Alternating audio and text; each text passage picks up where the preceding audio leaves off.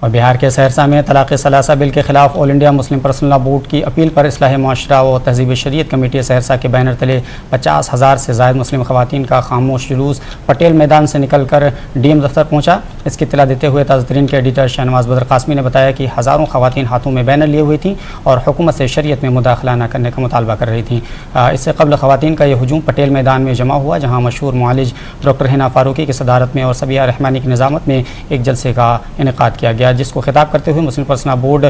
خواتین ونگ کے بہار کی کنوینر مہجبی ناز نے کہا کہ مسلم خواتین کی بیداری اور ان کا یہ کامیاب جلوس اس بات کی نشاندہی کرتا ہے کہ مسلمان سب کچھ برداشت کر سکتا ہے مگر اپنی شریعت میں ذرہ برابر مداخلت برداشت نہیں کر سکتا۔ اس موقع پر ڈاکٹر کوکب سلطانہ نے کہا کہ مرکزی حکومت نے طلاق ثلاثہ بل کے ذریعے مسلم معاشرے کو جس طرح تہوبالا کرنے اور مسلم خواتین سے ان کا دین چھیننے کی کوشش کی ہے، اس کو ہم مسلم خواتین ہرگز برداشت نہیں کر سکتے ہیں۔ اس موقع پر امارت شریعہ پٹنہ کے مولانا سعید الرحمان، امارت شریعہ کے نائب قاضی مولانا انظر عالم، مسلم پرسنل بورڈ کے ممبر ڈاکٹر ابوالکلام، مولانا آفتاب ندوی سمیت شہر کے دیگر عمائدین بھی موجود رہے۔